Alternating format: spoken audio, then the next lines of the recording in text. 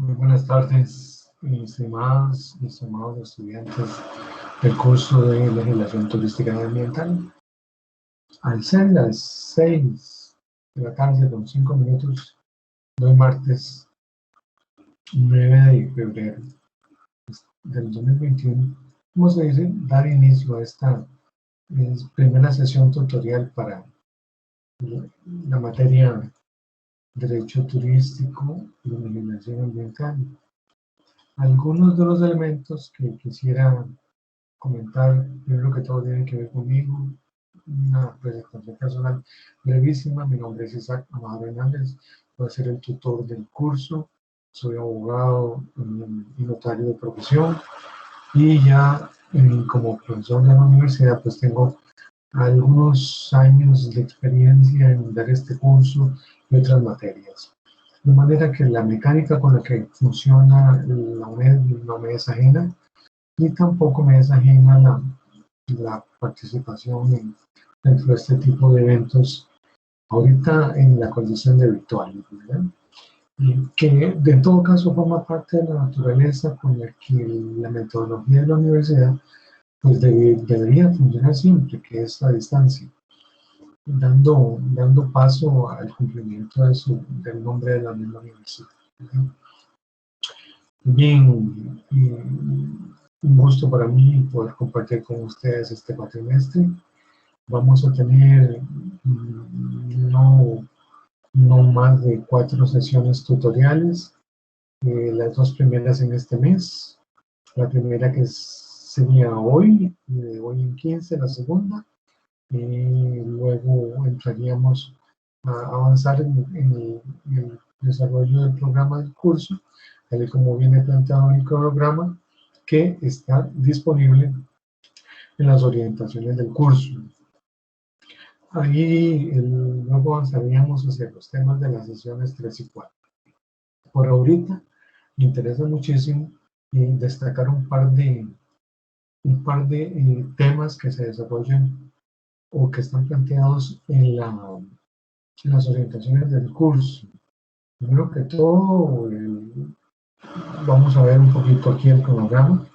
Vamos a ver un poquito el cronograma de actividades que tiene señalada para la fecha de martes en esta primera tutoría, que contiene o se va a relacionar con el tema número 1 del texto base del curso. Luego tendremos una segunda tutoría, temas 2 y 3. Luego, esa segunda tutoría está en la semana del lunes 22 y martes 23. Es decir, primero que todo quiero comentarles que el grupo es bastante grande. Es un grupo de 64 personas. Para efectos prácticos se ha dividido en 32 personas para cada grupo. Sería un grupo número 1, pero un grupo 1A y un grupo 1B, que sería justamente compuesto por 32 personas en cada grupo, en cada subgrupo A o B, en el que hemos de tratar los distintos temas. Y la distribución para efectos de practicidad y acceso a los recursos tecnológicos. ¿Verdad? Tenemos esa posibilidad de repartirnos la cantidad de estudiantes en 2 grupos para mayor comodidad, sobre todo de ustedes. Un grupo lunes, un grupo martes, haciendo la previa salvedad de que efectivamente, mire, tanto en el grupo del día lunes como el del martes, estaremos viendo exactamente la misma materia. La ventaja es para ustedes, porque si no pueden participar en el día lunes, puede participar en el evento tutorial del día martes. Y de esa forma, pues, lograr su participación formulando, no solo escuchando, no solo las explicaciones que da este servidor de ustedes, sino también las conversaciones o dudas que tengan las demás personas participantes en el grupo. Lo importante aquí es que usted tenga la posibilidad de acceder o accesar a la información relevante de su materia y que logre una clara comprensión de lo que está planteado en el texto de la ontología. Yo quiero revisar un poquito lo que es el cronograma, porque hay una labor que se tiene que prácticamente entregar en menos de un mes, que es la primera tarea. La primera tarea que debe ser entregada desde el lunes 1 de marzo al sábado 6. Es decir, tengan presente esta fecha porque prácticamente no nos queda ni un mes. Nos quedarán exactamente 3 semanas naturales como para poder desarrollar la primera tarea, ¿verdad? Que esta tarea es un cuestionario y ese cuestionario pues ya lo vamos a ver en breve, de manera que ustedes puedan tener claridad en lo que es el contenido de las preguntas. La evaluación general del curso está escrita prácticamente a lo largo de todo el texto de las orientaciones del curso. Esas orientaciones ustedes las pueden bajar directamente de la página de la UNED o entran a Estudia.U, entran a este curso y ahí están disponibles el documento de las orientaciones del curso. Entonces ese es un documento que de alguna forma va a ser de constante revisión y es importante que ustedes lo tengan, que lo bajen, que lo logren, si se quiere, guardar de forma permanente ahí en sus equipos para estarlo consultando y si hay alguna duda con relación a eso, pues también verla en el momento. Por evaluación, el curso se compone de 3 instrumentos, en realidad, una primera tarea, un valor de 3 puntos, una segunda tarea con valor también de 3 puntos y una prueba escrita única final. El puntaje está dividido así: 3 puntos la tarea 1, 3 puntos la tarea 2, para un total de 6 puntos las 2 tareas y 4 puntos la prueba escrita final, para un total de 10.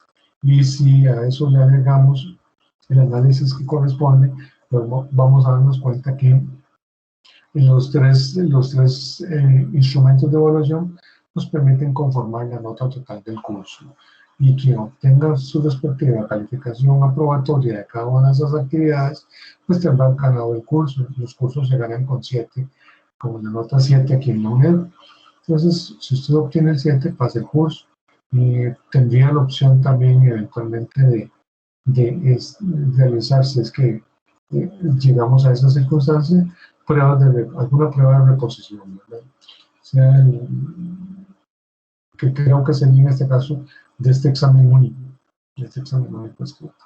La idea es que usted pues, logre aprobar el curso aplicando las herramientas de evaluación con las que estamos comentando, es decir, las 2 tareas y la prueba escrita, de manera que usted logre acumular el suficiente puntaje para superar la nota 7, que es con la que se pasa el curso. Me interesa comentar un poquitito lo que es el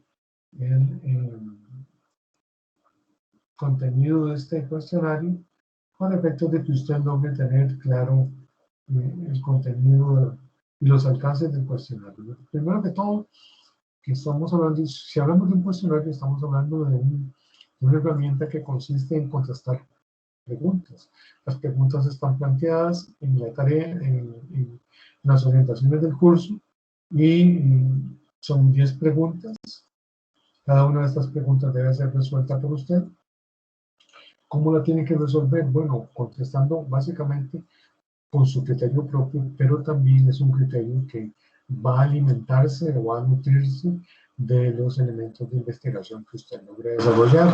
Entonces es muy importante esa labor investigativa que se pide que usted realice para efectos de concretar una respuesta lo más adecuada posible y que eso le permita pues, obtener el puntaje correspondiente para no solo aprobar en este primer momento la tarea, sino que también pues eso se convierte en un elemento numérico que suma para los efectos de aprobación del curso. Entonces, vamos a refrescarnos un poquito con el contenido de las preguntas de la tarea para dar paso luego a la materia que tenemos programada para hoy, que es el tema número 1 del texto base del curso, aprendiendo sobre el derecho. Ya veremos que este tema es gran tema número 1 o capítulo número 1, está subdividido en contenidos que tienen que ver directamente con las dos materias objeto de este curso, que son legislación ambiental y legislación turística. Entonces, vamos a verlo con mayor detalle en algún momento. Por ahorita vamos a entrar a hacer una lectura somera del contenido de las preguntas de la tarea y una explicación muy breve como para que usted no se desoriente, sino que la aborde su tarea prácticamente desde ya, porque no tenemos tampoco mucho tiempo para formular las respuestas. Vean que hay que presentarlo en una semana, que es en la primera semana de marzo. Ahí tenemos toda la primera semana de marzo para entregar de lunes a sábado el documento de la tarea y subirlo. Se espera que usted lo logre subir en PDF, obteniendo las respuestas del caso y dando los elementos de juicio que tienen que reflejar la labor investigativa realizada por usted. Entonces, ¿qué se pretende en última instancia? Que usted tome el contenido de cada una de esas preguntas, investigue en internet, en otras fuentes, puede ser incluso en entrevistas telefónicas, puede ser incluso en documentos electrónicos, puede ser en visitas a personas, a instituciones, pero todo ello con tal de que usted lo logre documentar de manera sistemática para los efectos de dar respuesta a las preguntas del examen, perdón, yo voy a decir del examen, corrijo, para dar respuesta a las preguntas de la tarea. En ese sentido, entonces, vamos a pensar en algo muy práctico, y eso es lo que se busca con esto, que usted tome el tema de cada pregunta y logre irlo investigando desde ya, que logre ir armando respuestas para que cuando llegue la fecha o las fechas de presentación, insisto, a primera semana de marzo, no tengamos que estar corriendo o improvisando en la respuesta de la tarea, sino que lograr formular un documento ya articulado, bien preparado, con buenas respuestas, con buen respaldo bibliográfico. Recuerden hacer siempre una introducción, recuerden hacer siempre una breve conclusión de su labor hecha. Todo esto les permite ir sumando para los efectos de aprobación de la tarea y desde luego posteriormente del curso. Entonces, sin más preámbulo, comentemos un poquito el contenido de estas preguntas.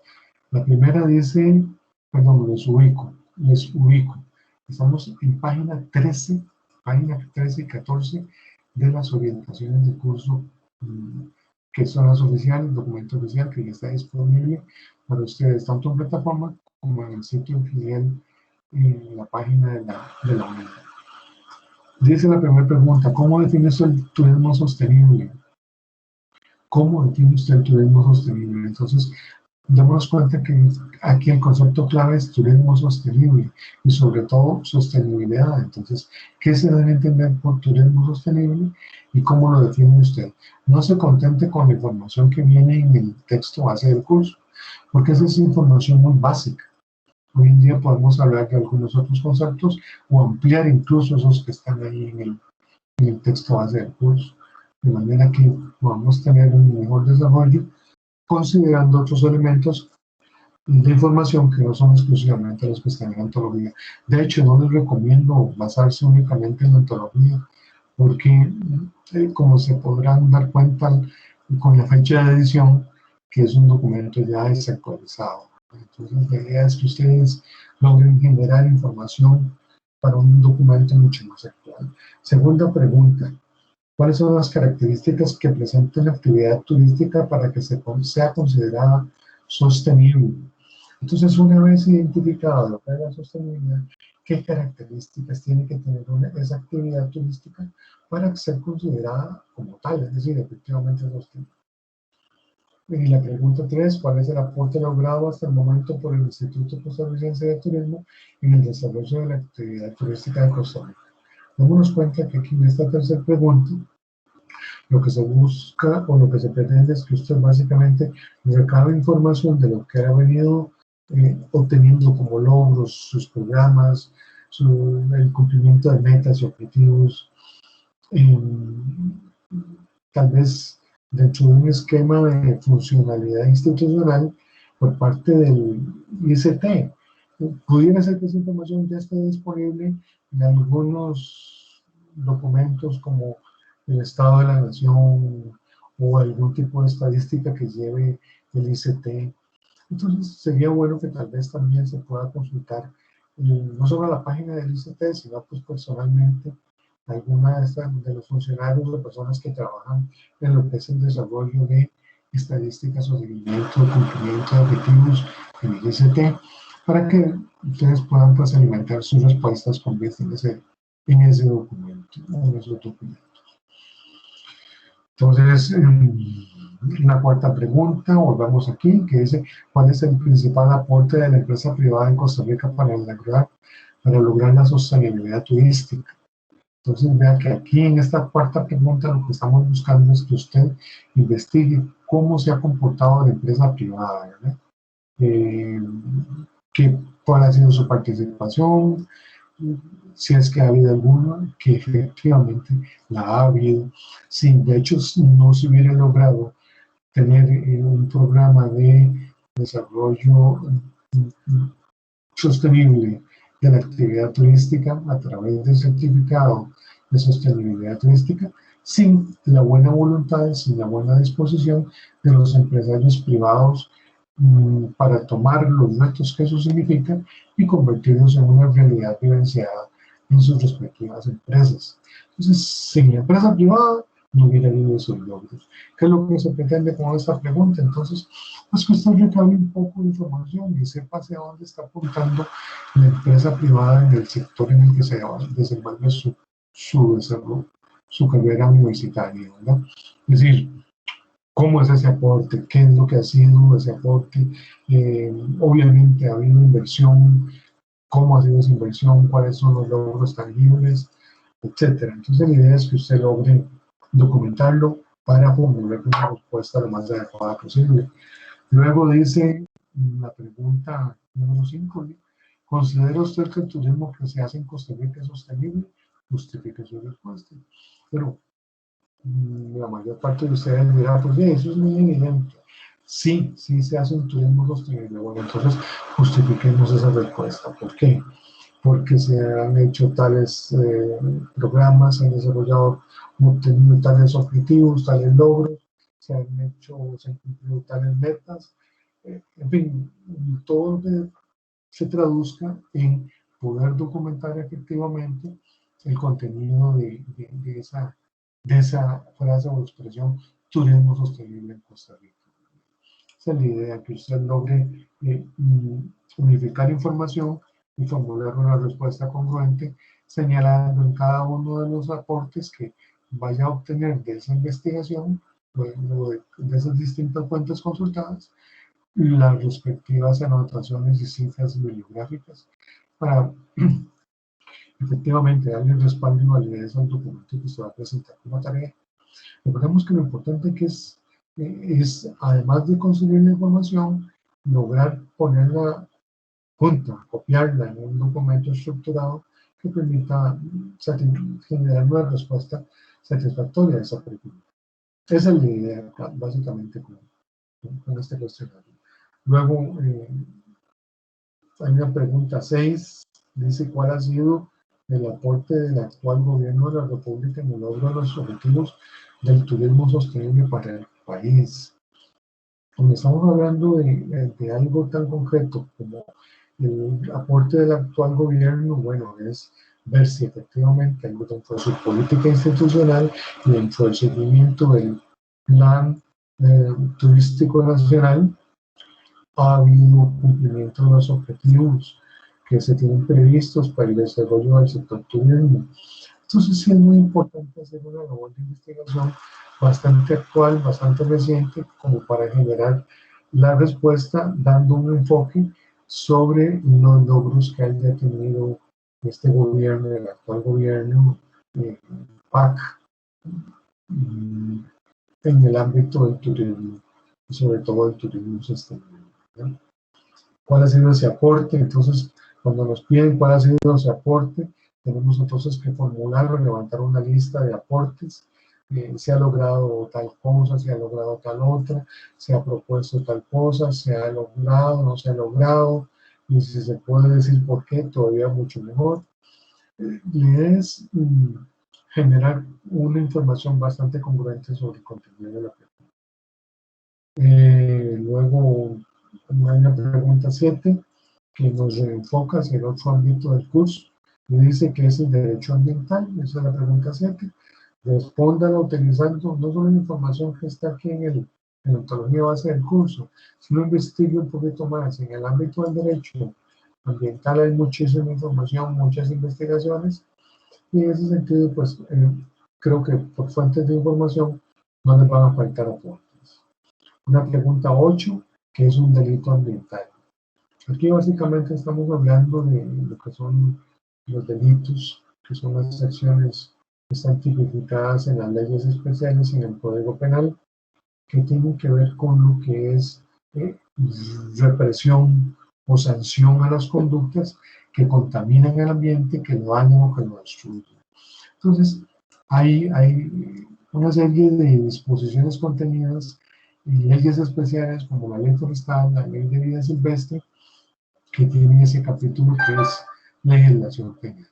Además de eso, pueden consultar pues, el Código Penal respectivo y en el Sistema de Información Jurídica, SCIJ, con el que cuenta el país, que es un sitio que administra la Procuraduría General de la República y que ustedes pueden acceder llamando a Procuraduría General de la República en el buscador de texto, Procuraduría General, Sistema de Información Jurídica Costarricense.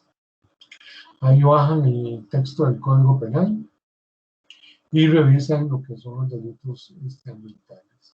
Ahí están esos, están los de la ley forestal, están los de la ley de vida silvestre, y es importante que ustedes puedan pues, tener una visión global de lo que significan los delitos ambientales. Ese es el objetivo de la pregunta. Hay una pregunta número 9, dice cuáles son los principales desafíos que tiene el derecho ambiental hoy en el país. Vean que es una pregunta bastante interesante porque es muy abierta, permite que usted genere el aporte correspondiente tomando en consideración el concepto de desafío.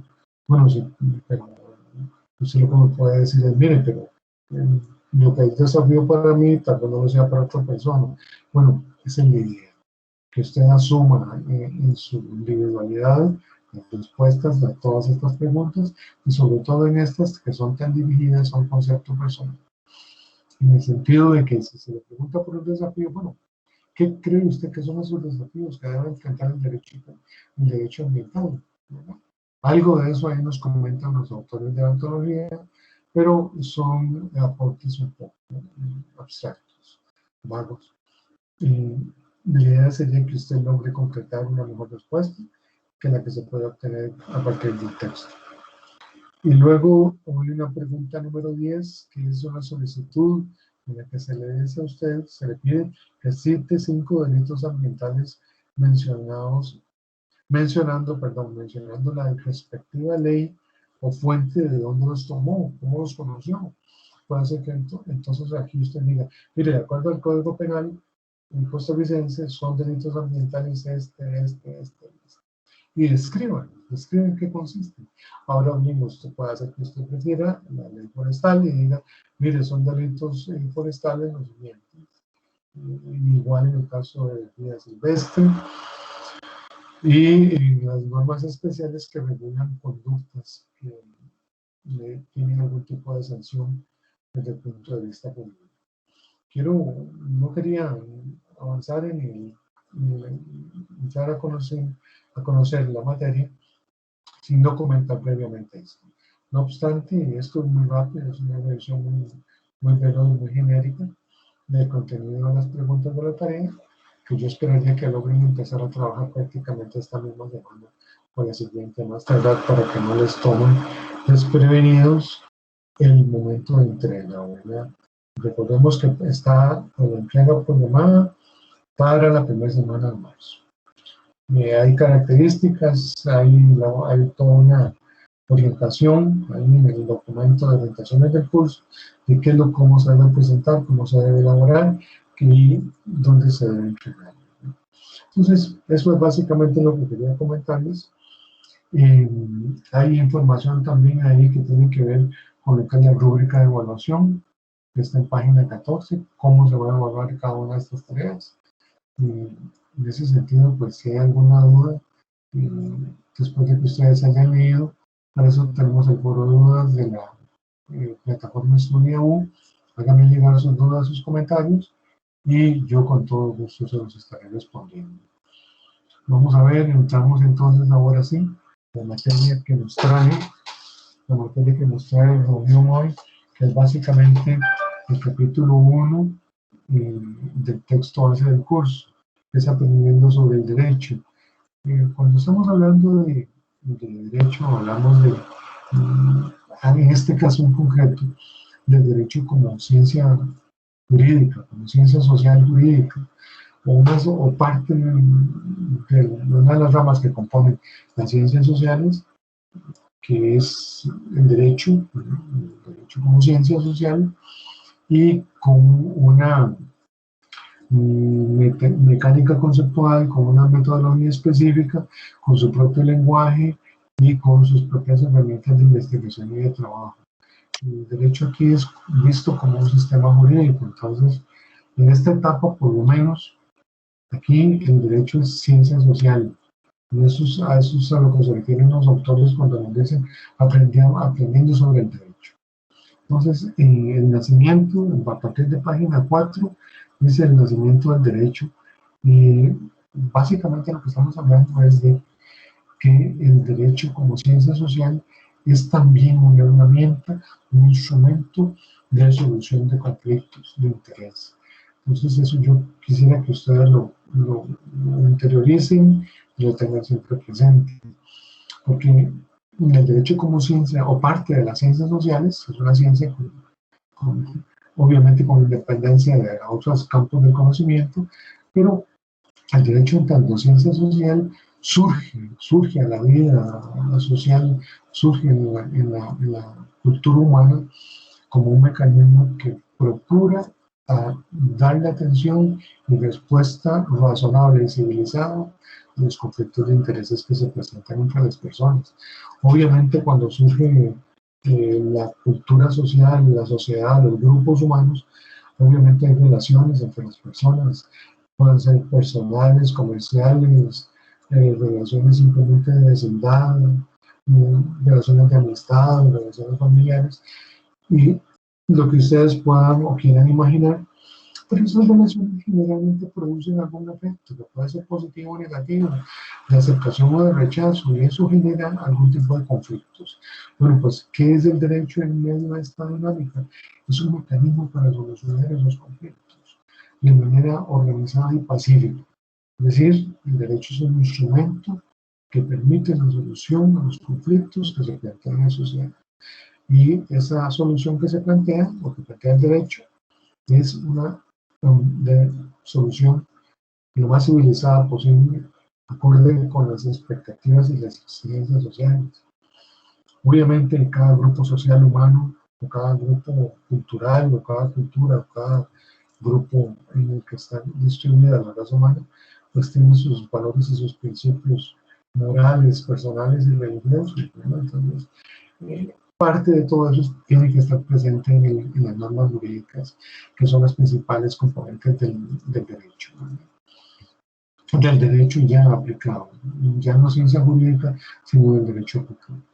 Vamos a ver, entonces, para irlo poniendo un poquito más todavía en el ámbito de lo conocible y no tan abstracto, podemos decir que el derecho surge en el momento en el que la sociedad se organiza, y esa organización produce relaciones entre las personas. Esas relaciones pueda que sean conflictivas o lleguen a generar un conflicto entre las personas, entre grupos de personas.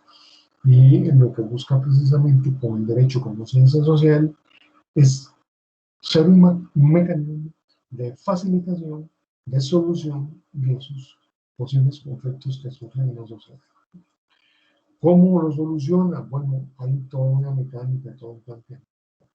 Y es el que da origen al derecho, ya no como ciencia social, sino también como ejercicio de un poder o de una facultad, porque ya es el derecho subjetivo, el derecho de las personas. Recordemos que entre subjetivo, objetivo. La distinción está en que lo subjetivo se refiere a los sujetos, por eso el prefijo subjetivo relacionado con los sujetos. Y en el caso del término objetivo es porque se relaciona o se tiende a relacionar con los objetos, es decir, todo aquello que esté fuera de los sujetos. Todo eso son objetos que están en el entorno, en realidad, y a eso hace referencia entonces cualquier elemento que se pretenda definir como objetivo, ¿ya? Entonces, derecho como ciencia social es un mecanismo de solución de conflictos, derecho como acción, como poder, como ejercicio de un derecho, de un poder, de una libertad, es un derecho ya subjetivo que corresponde a una persona en concreto, una persona definida y que también, pues, como siendo un derecho dirigido a la persona, también pues tiene sus límites, ¿no? No es que existan derechos que sean universales o universalmente válidos para realizar cualquier cosa o cualquier acción, no, todo lo contrario. O sea, como el derecho tiende a dar un poder, una facultad específica a una persona, también tiene sus límites. Y el principal límite es el respeto al derecho de los demás. Entonces, ¿dónde termina un derecho? Cuando empieza el derecho de otra persona. En ese punto específico, ahí es donde los derechos tienen un ámbito definido en el espacio y en el tiempo. Entonces, estamos hablando de derecho como facultad, derecho como poder, como posibilidad, y estamos diciendo entonces que en este caso ya no es un derecho, o no es solo un derecho que forma parte de la ciencia jurídica, sino que es un derecho que otorga un poder a un sujeto, a una persona en particular, un poder o una facultad o algún tipo de investidura o algún tipo de básicamente facultad o posibilidad, incluso dando algún tipo de autorización para realizar o no realizar alguna actividad. Entonces, derecho en esos términos es un derecho subjetivo y en ese sentido, pues, está orientado a reforzar el ámbito de la personalidad de cada individuo, ¿no? De cada persona. El principal efecto que señalan los autores en cuanto al surgimiento del derecho es el haber creado seguridad. Y en efecto, que así es, porque al existir ya un mecanismo de solución de conflictos de manera pacífica, civilizada, organizada, pues ya no hay por qué no asumir una condición de seguridad, todo lo contrario, en el sentido de que precisamente porque ya contamos con una herramienta como el derecho para darle una solución a los conflictos, pues eso nos da la seguridad de que efectivamente vamos a tener una solución y una respuesta civilizada y organizada debidamente y que nos permitirá recuperar aquella paz, aquella facultad, aquella propiedad, aquel bien o aquella protección que estábamos pidiendo o solicitando, ¿verdad? Que se nos reconociera. Entonces, eso es el surgimiento del derecho. Surge en sociedad, cuando la sociedad humana se organiza y crea relaciones, esas relaciones generan de alguna forma siempre algún tipo de situación o resultado conflictivo, que es ese conflicto el que es el objeto de estudio por parte del derecho, porque surge para solucionar precisamente esos conflictos, ¿verdad? Lo que se busca es crear o dotar a la sociedad humana de una herramienta razonable, de una herramienta objetiva que permita una solución lo más civilizada posible al conflicto que se presente. A ninguna sociedad le sirve que la humanidad esté constantemente en conflicto, porque si hay ese conflicto, entonces no hay posibilidad de que la sociedad se dedique a otros ámbitos, a otras cosas, a explorar otros posibles resultados u otros horizontes, sino que tendría que estar siempre consumida en conflictos y eso generaría un estado de guerra o lucha permanente. Y cuando eso ocurre, entonces la humanidad no progresa, Vean ustedes que aquellos pueblos que denotan más atraso social o cultural son esos pueblos que han estado sometidos o sumergidos dentro de largos procesos de guerra, dentro de largos procesos de conflicto, y se han desgastado o se han extinguido prácticamente tratando de combatir esos entre ellos mismos o luchando contra lo que creen que debe ser eliminado, luchado, combatido, y eso genera que no haya la posibilidad inmediata de obtener otros ámbitos de desarrollo, otros niveles de conocimiento, otras experiencias, otras expectativas, y sino que pues, por el contrario se produce un estancamiento.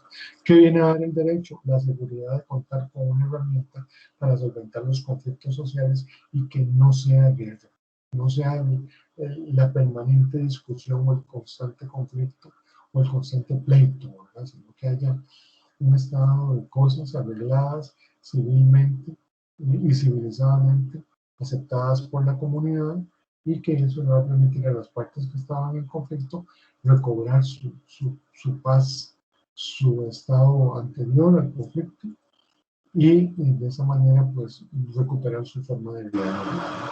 Eso es lo que se busca con esa seguridad que trata de crear el derecho, y que de hecho lo logra crear con el paso del tiempo.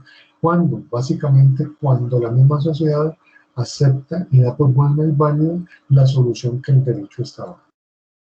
Entonces es muy importante que la solución que da el derecho sea también aceptada socialmente, que sea dentro de los mecanismos en los cuales está definida la vida de esa sociedad o de ese grupo humano.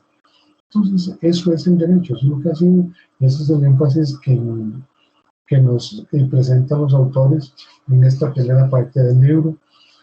Pero luego nos hablan de, básicamente, que la característica esencial del derecho en ese momento es el hecho de ser coactivo o la coactividad, porque lo que se busca es que precisamente a través del derecho se imponga a las partes del conflicto una solución que éstas deban aceptar. Eso es básicamente lo que es la coactividad, la posibilidad de imponer una decisión legítima, aceptada por la sociedad, a través del derecho que se impone, y de esa forma se busca crear la pacificación o eliminación permanente del conflicto. Esa es la principal característica que se cita.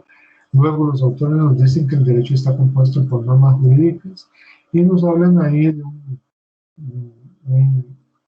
vagamente de lo que es el concepto. Pero entonces podemos afinarlo, podemos precisarlo diciendo que una norma jurídica es una norma de contenido coactivo que debe ser respetada y acatada por la sociedad, y que tiende a pacificar o a buscar una solución pacífica a un conflicto de intereses específico.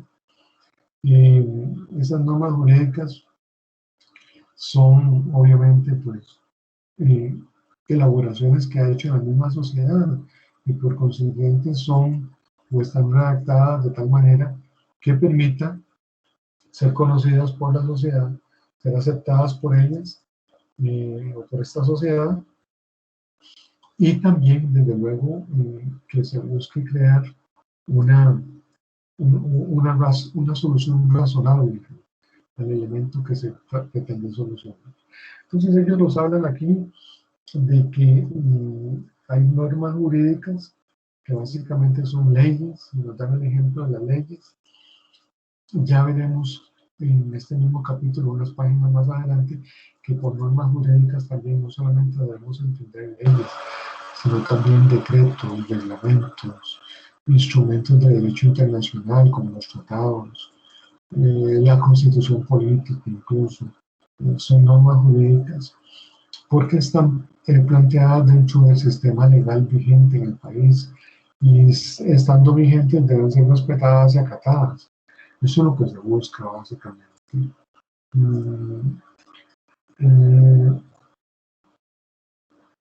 nos hablan de la estructura que está presente en las normas jurídicas y dicen que ahí en página 6 nos dicen que la ley debe ser tramitada o aprobada por el legislador y que si se infringe hay sanción.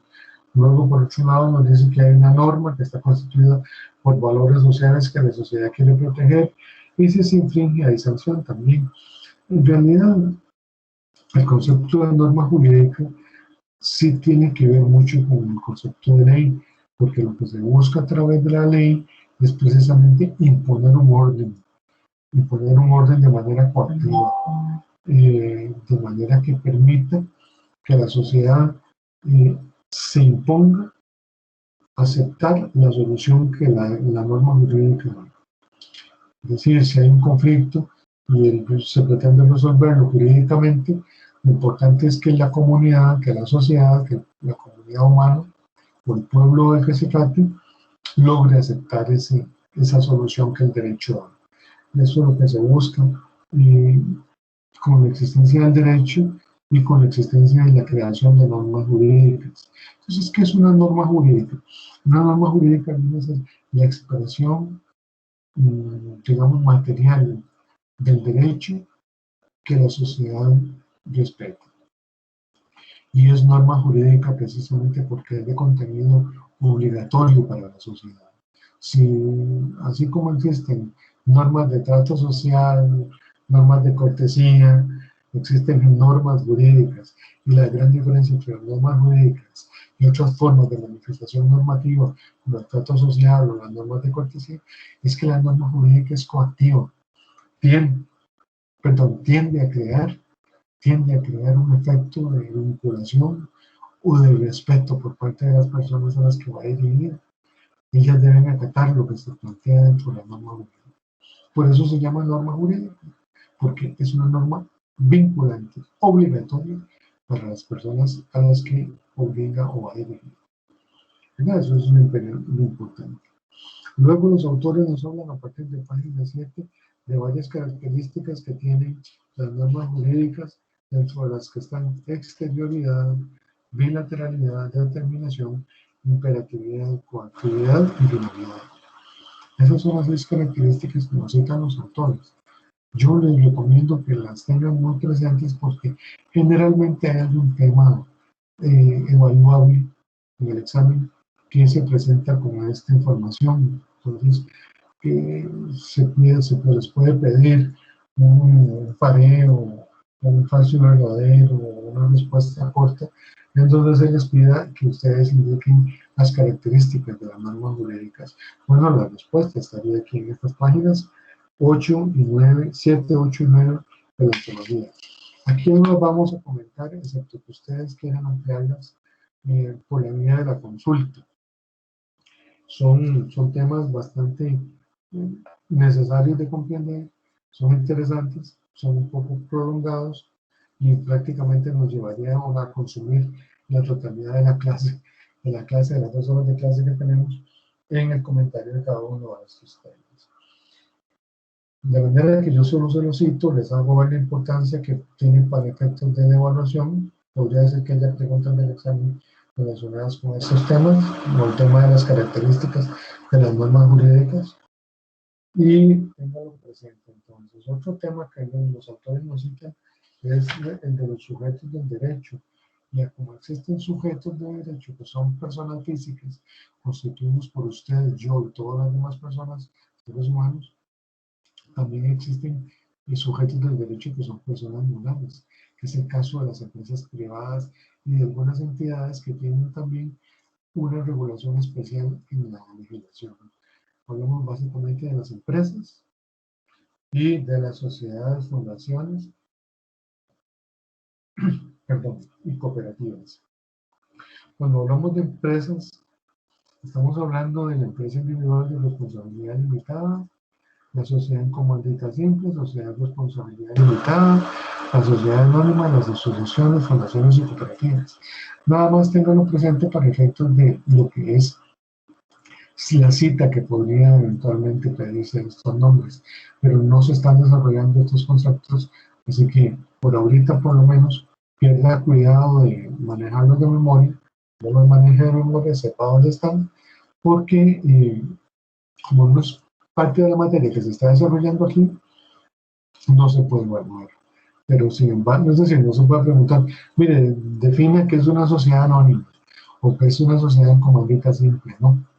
No, los nombres que dan los autores aquí de las empresas es la forma en las que están estructuradas jurídicamente a nivel de código de comercio. Eso se estudia en una materia que se llama legislación mercantil o derecho comercial. Eso no se ve en este grupo, en este curso, pero se citan aquí para que usted tenga una noción más clara y más dirigida de lo que son las personas morales. ¿Qué son personas morales? Entonces son toda persona que no es persona física, pero que tiene existencia propia de acuerdo a la ley. ¿Cuáles son esas personas morales a las que podemos conocer o a las que podemos referirnos? Bueno, las empresas privadas. Y los nombres de las empresas privadas, tal vez lo más sencillo es decir la sociedad anónima. Mira que esta es la más común y la más conocida.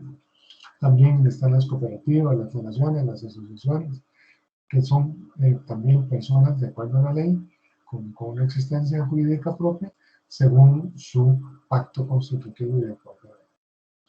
El tema que sigue es un tema importante, que es fuentes del derecho, tal y como está visto por lo menos en el sistema jurídico de Costa Rica.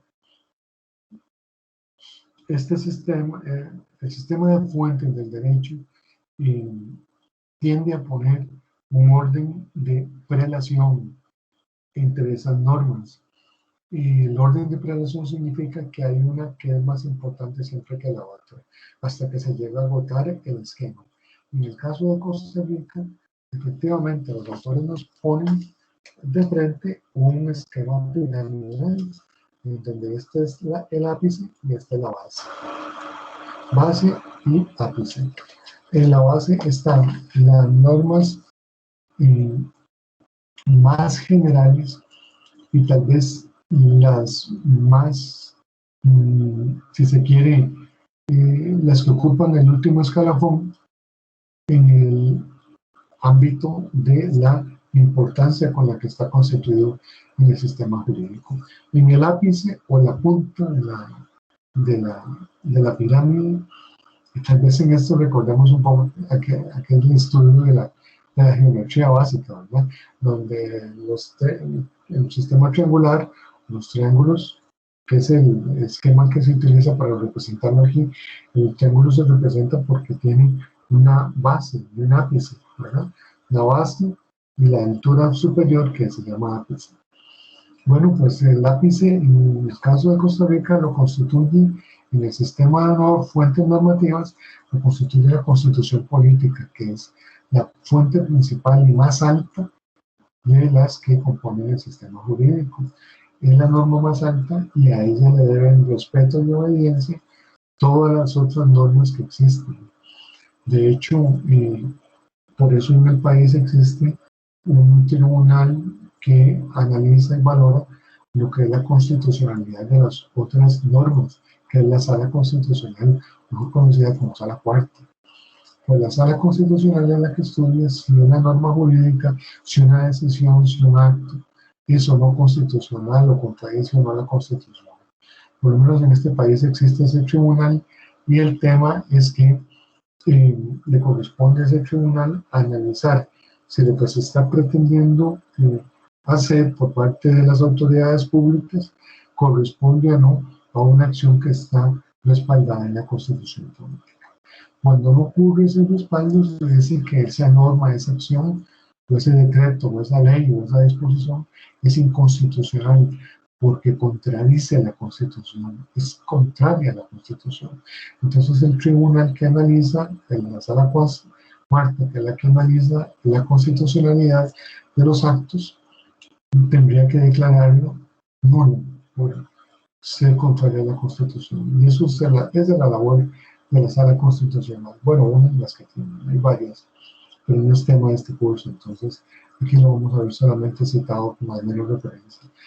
La Sala Constitucional es el tribunal que analiza el respeto a la Constitución política. Entonces, esa es la estructura que presenta en su posición respectiva en el ápice, en el punto más alto del ordenamiento jurídico, está la Constitución política, que es la que deben respetar tanto las personas como las autoridades de gobierno y los sujetos gobernados, que somos todos nosotros.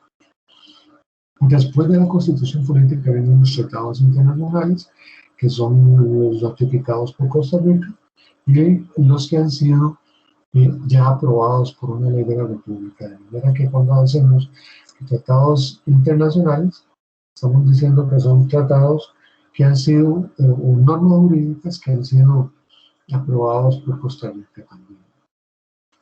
En ese sentido, entonces, hay toda una posibilidad de que los tratados sean sometidos también a juicio de constitucionalidad, en el que se indicará si corresponde o no esa norma o ese tratado a algo que respeta o irrespeta la Constitución.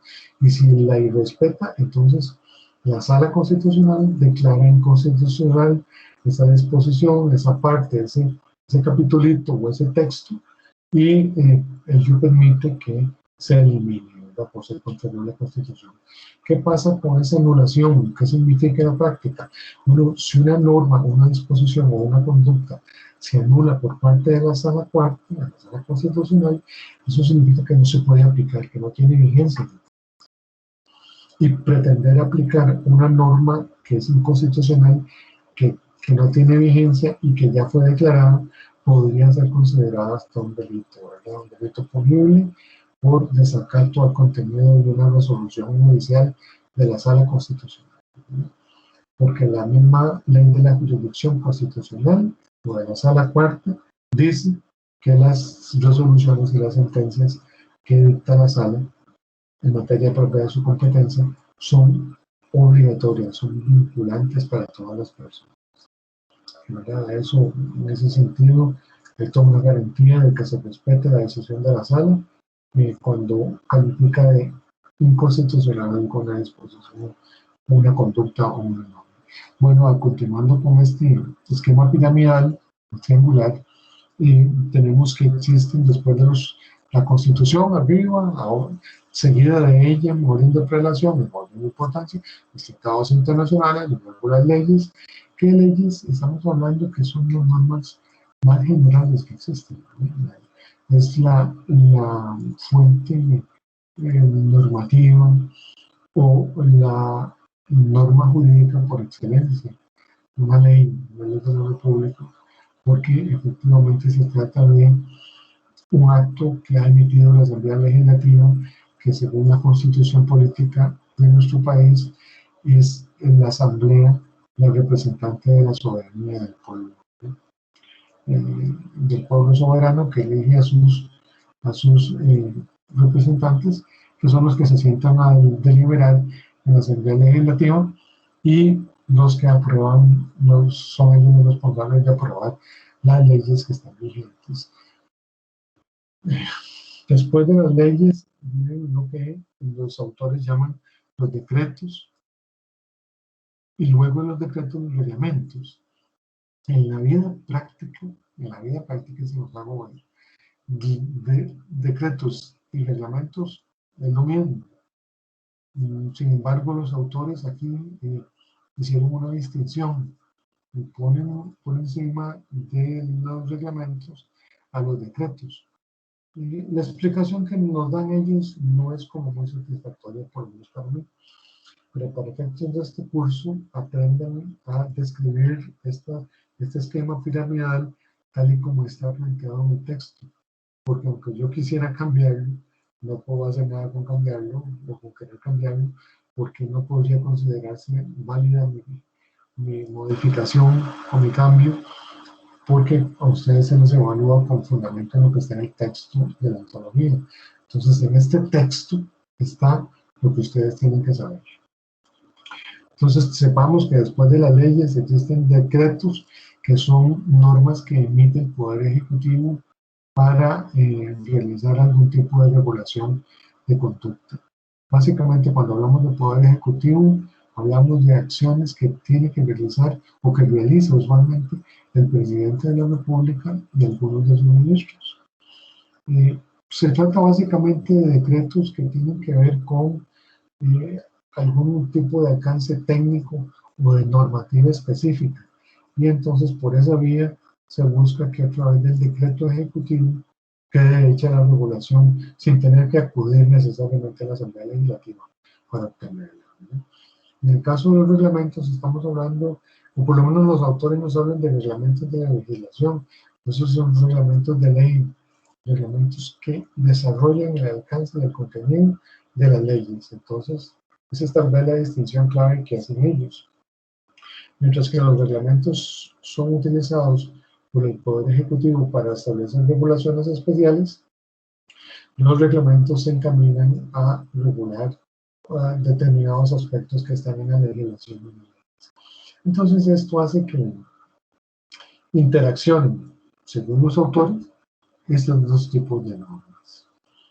Como les repito, en la vida práctica, esto se ve como uno solo. En realidad, cuando se habla de reglamentos, se habla de decretos y de reglamentos. No se hace esta distinción que hacen los autores, pero para efectos de nuestro curso, manejemos esta distinción. Después de esos reglamentos viene lo que es la jurisprudencia. Y la jurisprudencia entonces ocupa un lugar más abajo en la escala de fuentes normativas que componen nuestro sistema jurídico. La jurisprudencia, ¿qué es? Y tengámoslo presente, la jurisprudencia son las decisiones repetidas que emiten los jueces y los tribunales de justicia al fallar un asunto o un mismo asunto en que se les presenta en diferentes momentos. Son aquellas decisiones que emiten los tribunales de justicia de manera reiterada o repetida a la hora de fallar un asunto similar a otro que ya se falló en el tiempo. Se dice que hay jurisprudencia entonces cuando un mismo tipo de conflictos recibe un mismo tipo de decisiones, un mismo tipo de soluciones. Entonces, a similares conflictos, similares decisiones. Cuando esto ocurre, cuando se presentan varios conflictos similares y se les da una similar respuesta, se produce lo que se llama la jurisprudencia, que es entonces la línea jurisprudencial, que es que se sabe cómo se va a resolver o cómo se tiene que resolver un asunto, por ejemplo, de responsabilidad, donde chocaron dos motos, o donde chocó una moto con un carro, o donde un delincuente quiso asaltar a otra persona y le propició algún tipo de lesión. Son temas que reiteradamente están ocurriendo en los tribunales de justicia. Bueno, entonces, cuando los tribunales dan una respuesta similar a ese mismo tipo de problemas, o ese mismo tipo de conflictos, se dice que ocurre la jurisprudencia, que se produce jurisprudencia. Entonces, tengámoslo en claro, jurisprudencia, decisiones de los jueces y de los tribunales de justicia, quienes fallen asuntos similares de una forma similar. Entonces, cuando hay esa repetición, cuando hay esa reiteración de respuestas o de soluciones, ocurre lo que se llama jurisprudencia. La costumbre, después de la jurisprudencia viene la costumbre. La costumbre son prácticas reiteradas que manejan las personas que viven en sociedad. Por ejemplo, la costumbre de hacer préstamos de dinero en algunos casos o de algún tipo de bien eh, sin que exista ningún respaldo de documentos. Mira, entre familiares, préstame el carro, préstame la moto, préstame la bicicleta, o préstame tal cosa, o no sé, una lancha, lo que sea, lo que a ustedes se les ocurra. Y no hay algún tipo de respaldo documental que dé fe de que el préstamo es oportuno. Bueno, eso es porque existe la costumbre de que entre las familias no se exigen ese tipo de formalidades. Entre las familias o entre amigos o entre gente que se conoce, no se exige ese tipo de formalidades. Bueno, eso se da por costumbre y es tan reiterado y tan constante que ya la gente ni se lo cuestiona. Eso es una costumbre. Y la costumbre se convierte en fuente de derecho cuando precisamente permite solucionar un caso concreto aplicando los alcances de aquella costumbre que estábamos comentando. Por ejemplo, en el caso este, mira, es que llegó mi primo, me pidió el carro prestado, yo se lo presté y tuvo un choque él, un accidente con una moto, y entonces, ¿qué fue lo que pasó ahí? ¿Y por qué mi primo es el que anda manejando el carro que está a nombre mío? Bueno, porque hay una costumbre de que así sea. Entonces, eso, la costumbre no es ilegal. Las costumbres son prácticas reiteradas que la sociedad ha venido aceptando con el paso del tiempo. Entonces, ese tipo de costumbres aceptadas por la sociedad de manera general e incuestionable son las que son las que constituyen la frontera del derecho, ¿verdad? Obviamente, las malas costumbres no son parte de las que utilizamos para solucionar conflictos. También ellas son generadoras de conflictos. Las buenas costumbres que acepta la sociedad y que las da por válidas y buenas, de manera incuestionable, esas son fuentes de derecho. Finalmente se habla ahí eh, de la doctrina jurídica. La doctrina jurídica son los estudios que hacen los tratadistas de derecho, es decir, los estudiosos del derecho. Hay personas que se dedican a investigar, a estudiar, a analizar, a plantear una serie de propuestas.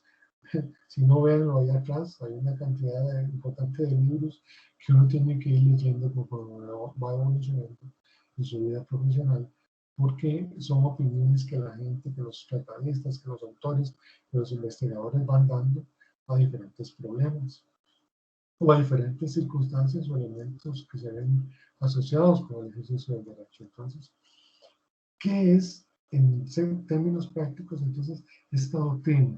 La doctrina jurídica son los estudios, los aportes que realizan los estudiosos del derecho eh, a generar una opinión sobre un tema específico o sobre varios temas. Entonces, ¿cuándo son fuentes de derecho? Bueno, cuando haga falta aclarar un tema o especificar el contenido de una frase o traducir o una traducción que haya en un tema, por ejemplo, que se derive de un tratado internacional, y en Costa Rica no existe algo similar a lo que se está regulando, pero existe también la posibilidad de orientar esa interpretación utilizando algunos elementos de la doctrina. Entonces se dice que se hace una interpretación doctrinaria porque se ponen en juego elementos de opinión que han planteado estudiosos, personas que estudian el derecho. Pues bien, eso es lo que tiene que ver con este tema de fuentes de derecho. Ténganlo presente, ténganlo presente, porque es un tema que generalmente también resulta evaluable en la práctica. Hemos visto que hay muchas preguntas que se hacen con relación a este tipo de explicación del sistema de fuentes normativas en Costa Rica. Y luego otro tema que nos plantean los autores es la diferencia entre derecho público y derecho privado. Cuando estamos aquí, volvamos los ojos al concepto anterior de derecho como ciencia jurídica. Y como ciencia jurídica, con una autonomía e independencia propia en su metodología, en su lenguaje, en sus métodos de estudio y en su análisis, la ciencia jurídica del derecho tiene dos grandes divisiones. Y les comento que estas dos grandes divisiones son aceptadas comúnmente en prácticamente todos los países de una misma cultura jurídica. Caso de Occidente, Costa Rica. Prácticamente toda América, todo el continente americano y la mayor parte del continente europeo acepta como válida la partición del derecho en derecho público y derecho privado.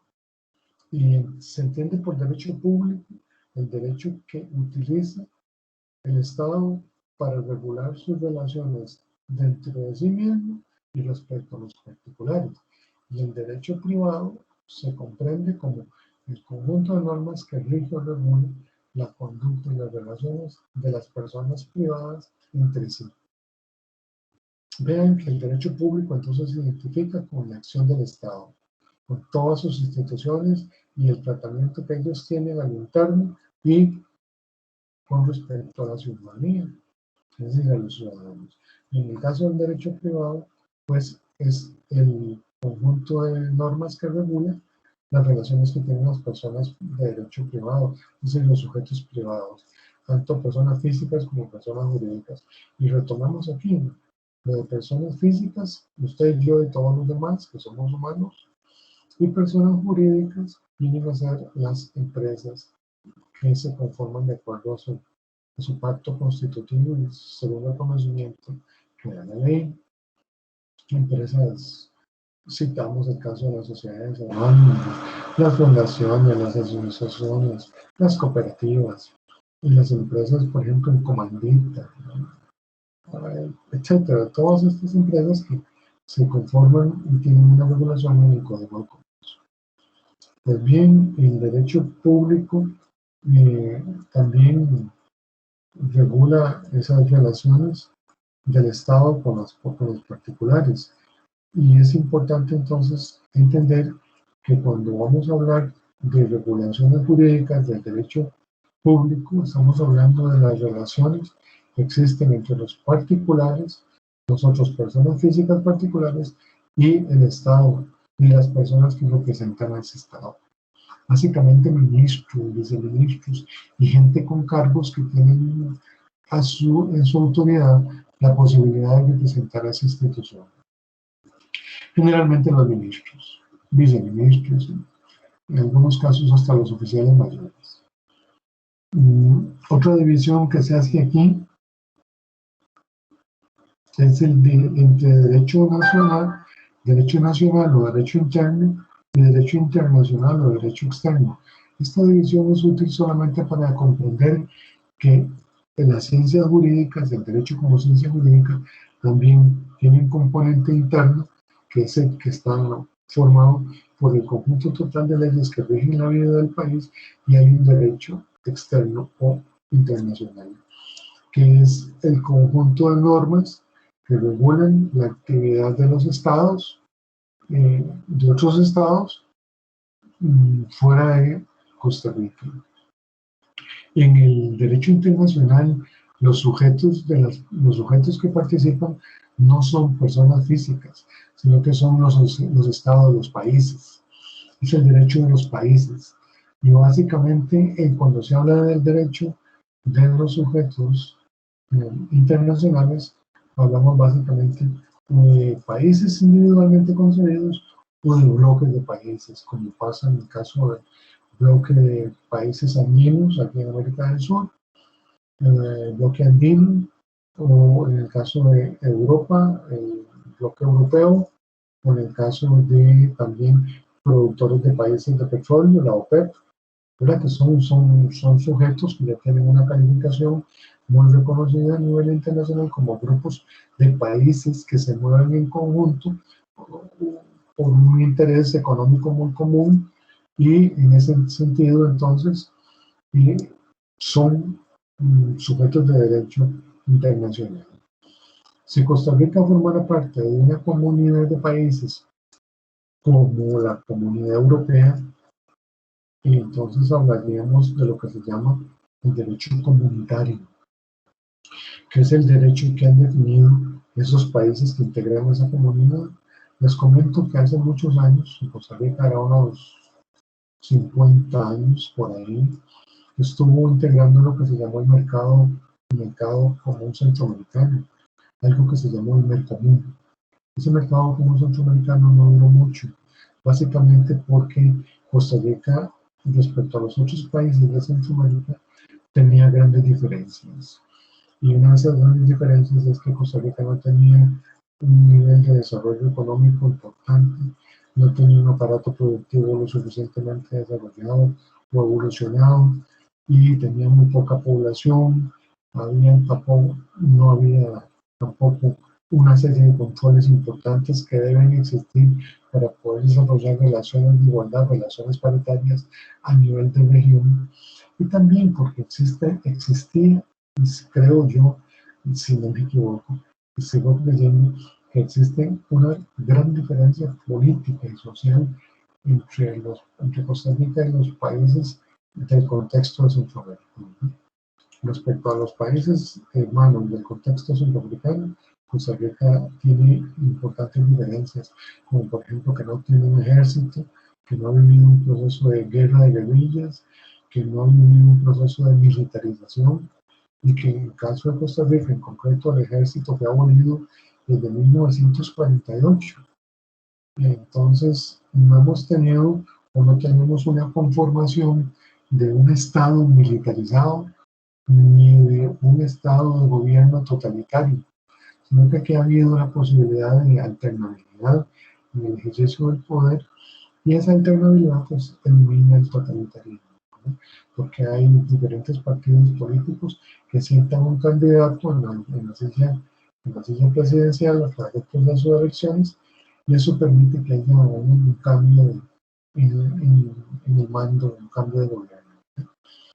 Eso ocurrió y señaló muchísimo de la participación de Costa Rica en el mercado común centroamericano, porque a pesar de que se hicieron buenos esfuerzos para poder estar en este mismo nivel y responder con un proceso de industrialización importante, Costa Rica no lo logró desarrollar en la forma en la que se requería para poder estar dentro del mercado común.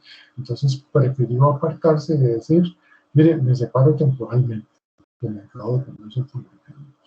El resultado de este proceso de comunidad o de mancomunidad que hubo en el pasado está el Banco Centroamericano de Integración Económica, está también el Congreso Centroamericano, ¿no?, que era una especie de asamblea legislativa o un parlamento centroamericano, el Parlacén, que quería o pretendía ser un organismo que tuviera una cobertura para toda la región. Costa Rica, con sus grandes diferencias respecto a Centroamérica, sociales, políticas, culturales, económicas y geográficas también, y pues prefirió apartarse de ello. Nunca tuvimos aquí el mayor desarrollo de un derecho comunitario o de relaciones jurídicas basadas en un sistema de normas comunitarias. Costa Rica no lo tuvo, y en ese sentido creo yo que todavía no existen las condiciones o la voluntad política para volver a tener ese nivel de integración. A pesar de que tuvimos causas comunes como la independencia, como la dominación cultural española, también hubo momentos en los que Costa Rica se separó, se ha venido históricamente separando del resto de Centroamérica, hasta el momento actual, donde prácticamente estamos, Costa Rica está solo, a pesar de que contiene algunos buenos intentos por mantener una zona económica activa como Centroamérica, también hay grandes obstáculos, como por ejemplo, desgraciadamente, algunos gobiernos militares de la región que impiden que haya un trato mucho más acorde con las exigencias de un mercado común o o de un pacto comunitario a nivel internacional. ¿Verdad? Porque no se requeriría que haya homogeneidad política para poder pensar en región, y aquí no hay homogeneidad política. No tenemos una cultura política homogénea a nivel regional, entonces eso también es un problema. Pues entonces quería comentarles que existe entonces esta distinción entre derecho nacional, derecho internacional, derecho interno, derecho externo, y siendo el derecho nacional el del país, el que se emite por parte del país, y el derecho internacional, el derecho que rige la actividad de los otros estados, donde las Naciones Unidas o la ONU y la OEA son organismos importantes que regulan la actividad de estos estados, o incluso el Tribunal Internacional de Justicia, con sede en La Haya, que también analiza o revisa las actuaciones de los estados y podría llegar a determinar la necesidad de algún tipo de intervención en algún país que se lo pida, que se lo clame. Hay una serie de pactos, de tratados y de convenios internacionales que pueden invocarse para los efectos del derecho internacional. Sin embargo, todo depende de si Costa Rica o el país de origen forma parte de los que ya suscribieron y aprobaron ese tratado, ese convenio, ¿verdad? Entonces, el derecho internacional es bastante interesante, su estudio, su conocimiento, pero sobre todo en el caso específico nuestro, a lo que estamos estudiando, saber que existe un derecho externo. Y por ejemplo, que en el campo del derecho ambiental, vamos a ver si tiene una gran repercusión, si tiene un gran impacto. En el campo del derecho turístico no tanto, pero sí tenemos un derecho nacional en el que se basa el turismo, la actividad turística, y que es bien importante que no podemos dejar de conocer. Bueno, estábamos hablando de derecho público y derecho privado como las dos grandes ramas que se reconocen a nivel mundial, por lo menos aquí en Occidente, de lo que son las dos principales ramas en las que se divide la ciencia jurídica del derecho. Y aquí se habla de que los autores nos hablan de que existen 4 características básicas del derecho público. Y una de ellas es que existe, y si ustedes me siguen, lo pueden ver en página 18, página 19 de antología, dice el poder de imperio que tiene la administración. Este poder de imperio que tiene la administración se traduce en la posibilidad de imponer aún forzosamente algunas de sus decisiones. El principio de legalidad, que el Estado solo puede realizar y cumplir aquello que le autoriza la ley, sin poder realizar otros actos que, aunque sean necesarios, no están autorizados por ley, porque se necesita siempre una autorización legal para que el Estado actúe. Por eso es principio de legalidad, porque la acción del Estado comienza donde empieza la regulación de la ley. Si hay una regulación, o si no hay una regulación específica para un ámbito determinado de la acción del Estado, entonces no puede haber una actuación porque carece de ley, carece de respaldo normativo, se hablaría incluso de una acción de tipo ilegal. Entonces, eso es lo que se busca con el principio de legalidad, traer a orden, traer a control la acción del Estado. Y, bueno, ustedes me preguntaron, ¿y por qué es importante controlar la acción del Estado? Bueno, porque si no se controla la acción del Estado, tiende a crearse siempre un abuso en contra de las personas gobernadas. Hay ejemplos clarísimos y tal vez el más rico y el más enriquecedor y ilustrador de esto, el que más provee elementos de juicio, es los motivos que estuvieron o precedieron el suceso de la Revolución Francesa, ¿verdad?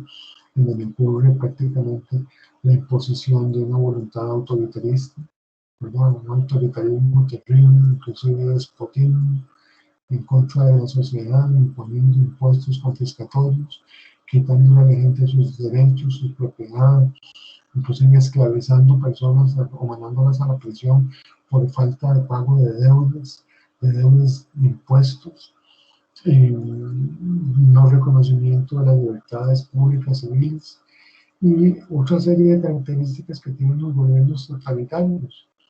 Entonces ese totalitarismo es el que se busca evitar ahora y después de la Revolución Francesa con todo este derecho republicano dentro del cual está incluido el sistema legal de Costa Rica. Costa Rica es una república. Ese sistema republicano que busca dividir el poder político en diferentes poderes, caso nuestro, poder ejecutivo, poder legislativo, poder judicial y un poder electoral. Entonces lo que se busca es repartir el pastel del poder para que no todo quede concentrado en un único grupo o en un único esquema de control, sino que esté dividido para que no haya grandes concentraciones o que las que se produzcan no generen un totalitarismo destructivo en contra de la sociedad. Eso es lo que se busca básicamente. Entonces, cuando estamos conversando sobre estos temas, lo que podemos decir es que en la práctica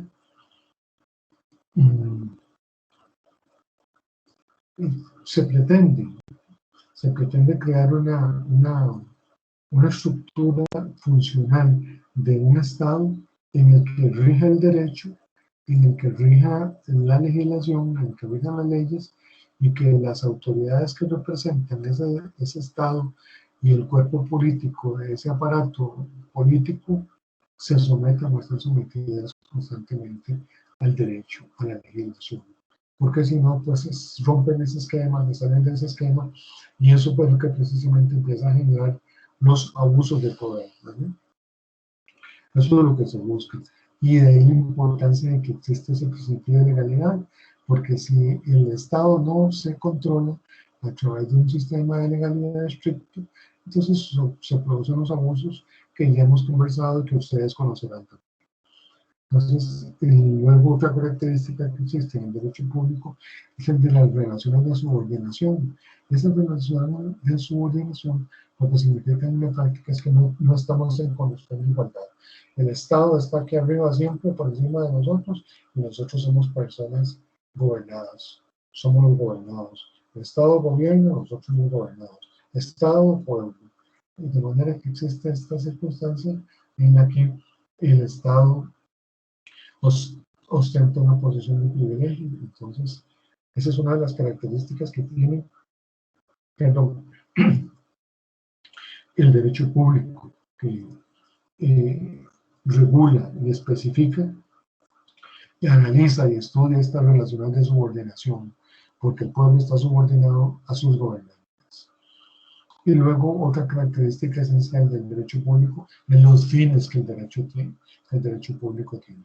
Porque el fin principal del derecho público es el fin público. ¿Y cuál es ese fin público? El bienestar de la sociedad. Si la sociedad está bien, entonces el derecho está cumpliendo, el derecho público cumple su cometido, cumple su meta, su objetivo. Si la sociedad no está bien, entonces hay algo que está mal en ese derecho público.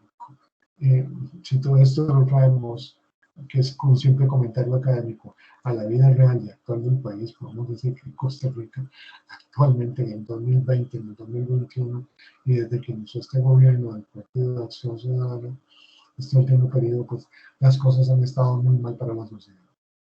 ¿Verdad? Ha habido una crisis fiscal que ha causado este mismo gobierno, ha habido una crisis terrible en materia de reconocimiento de derechos y de libertades, ha habido disminución de salarios, ha habido empobrecimiento y casi que la desaparición de la clase media.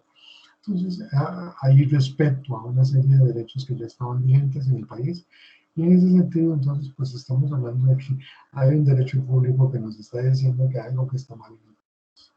Comentario estrictamente académico, ¿no? Luego entramos a hacer una lista de cuáles son las normas que forman parte o de los conjuntos normativos que forman parte de este derecho público.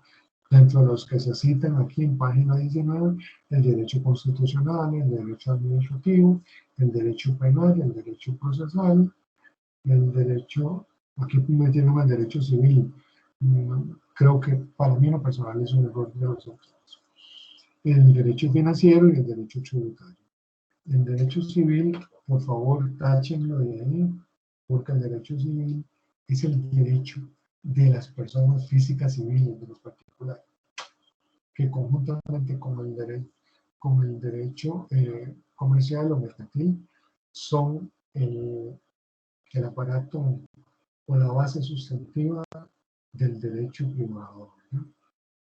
Entonces, hacemos eso de derecho civil. Luego los autores, además de que nos hablan del derecho público, nos hablan del derecho privado y nos dicen que el derecho privado es el derecho que rige y regula las relaciones de las personas particulares. Hay características especiales que están citadas también. Bueno, para citarles el por qué considero que la mención del derecho civil de página 19 debe tacharse. Si usted le da la vuelta a la página, va a ver que en página 20, en el primer renglón, uno de los elementos esenciales del derecho privado que citan los autores es el derecho civil, entonces no tiene por qué estar haciendo nada en la lista de normas del derecho público, porque en efecto es una norma del derecho privado. En fin, retomando un poquito lo que nos dicen los autores, nos dicen que aquí este derecho privado tiene varias características y algunas de las principales son estas tres que dicen que rige el principio de la autonomía de la voluntad, es decir, que la persona puede hacer todo aquello que no esté prohibido y en ese sentido su voluntad es autónoma para hacer lo que considere que deba hacer, lo que le permita la legislación no es tanto lo que lo debe regular, sino que es su voluntad la que lo regula. Ahora bien, entonces usted puede preguntarse, pero la gente puede realizar algo que sea ilegal, sí, pero entonces en ese caso es su voluntad la que le está llevando a cometer una acción ilegal. Entonces se convierte en responsable por el delito que pueda cometer al realizar esa acción. Pero en todo caso, entonces lo importante aquí es tener en claras estas tres características del derecho privado. Uno, que rige el principio de la autonomía de la voluntad. Dos, que no existe un poder imperio en el derecho privado, porque ya no estábamos hablando de dos personas que están una por encima de otra, sino que son personas que están en un mismo nivel, en la misma jerarquía, y lo que se da y se produce son relaciones de coordinación, de complemento, de colaboración, no de subordinación, como en el caso del derecho público. La otra característica que tiene es la búsqueda de los intereses personales de los sujetos. Recordemos que en el derecho público no es así. Los sujetos no tienen por qué buscar su propio beneficio, sino que lo que se busca es el beneficio colectivo, el bienestar general, la salud de la sociedad, de la educación de la sociedad, el que haya seguridad, paz, el que no haya pobreza, por decir algo. Entonces, estas son las características que existen. Y luego nos hablan los autores, hecha ese preámbulo, los autores nos empiezan a hablar del derecho ambiental y nos dan una definición del derecho ambiental que está en página 21 y nos dicen que es un derecho especial, particular, que se caracteriza, pero que está constituido por un conjunto de normas jurídicas regulatorias de relaciones de derecho público y de derecho privado, tendientes a disciplinar las conductas en orden al uso racional y conservación del medio ambiente, en cuanto a la prevención de daños al mismo, a fin de lograr el mantenimiento del equilibrio natural, lo que redundará en una optimización de la calidad de vida. No nos dicen los autores de dónde tomaron esa definición. Nos quedaron a ver ahí la cita bibliográfica. Es un error. Es un error, sí, los autores también se equivocan en ese sentido. Estos autores han cometido varios errores que iremos generando ahí oportunamente. Este que nos enfrentamos aquí primero es la falta de una cita bibliográfica adecuada. De uno dice que debe tomar una definición. Pero que sí es importante desde el punto de vista conceptual, el aporte que nos están dando, nos están diciendo que aquí básicamente nos describen cuál es el contenido total del derecho ambiental.